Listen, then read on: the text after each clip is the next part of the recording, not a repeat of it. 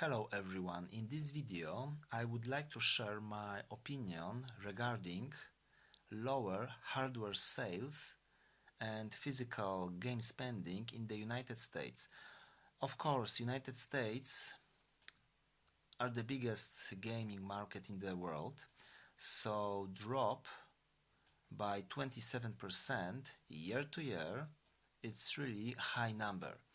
And of course, we can read in this article the spending is the lowest in 30 years.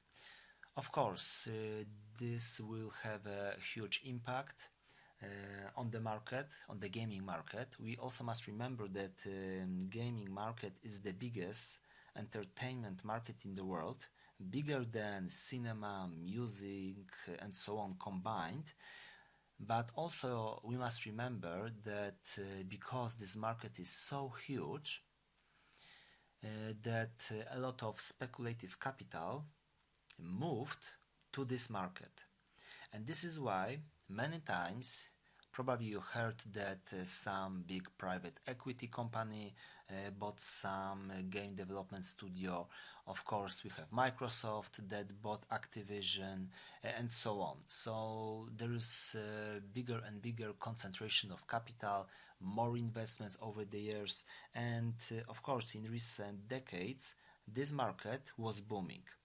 But actually, this is a huge problem because basically, in recent years, we were living in a bubble, game development bubble, especially during the back era when a lot of people uh, basically sat at home and they had to do something with their time, so they were playing games, they were spending on games, so even more this market grew. But the problem is that this speculative capital that invested a lot of money in this market, this capital do not want like 5% return of investment year to year. No, no, no. They want like 20%. 20% above inflation, but not year to year, a quarter. Each quarter they want like, I don't know, 15 to 20% because they see technology market like this magic, I don't know how you even call it, like this special market that just prints money.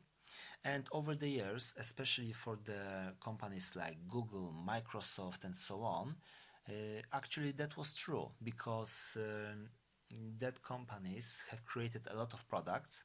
Of course, they introduced those products in the markets that didn't have any competition because internet is quite young, right? It's like, well, let's say 30 years, but in practice, in recent 20-25 years, it got very popular. So a lot of those companies could create products and sell them to mass of the people. But here is the problem. Most people have PC, laptop, most of them has a smartphone, and many of them still have console, maybe some older console like PlayStation 4 or even PlayStation 3, which is still a great console. So people really have hardware uh, that can they use to play video games. And also games, especially in recent years, got very boring. Let's face it. Because most of those game development companies were chasing billion-dollar franchises.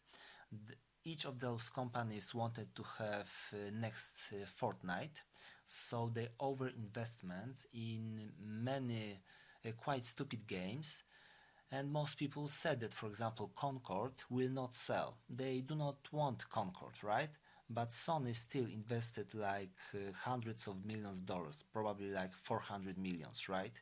And those money were completely burned. And this is the problem because that money could be spent elsewhere, maybe on much smaller projects. They even could make remasters of older games like Killzone 2, 3 or MotorStorms. I would be happy to buy PlayStation 5 just to play those games.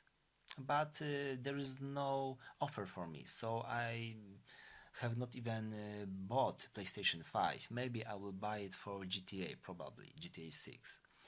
But what I want to say is that because those big companies were chasing this illusion of high returns of investments, this is why too much capital went to this industry. And this is the problem, because if you have so much investment, so high cost of game development, there are you can't risk so much money, right? And this is why most of those games are very boring. The game developers can't take any risks. Actually, most of those games are designed by accountants because they do not want to risk it.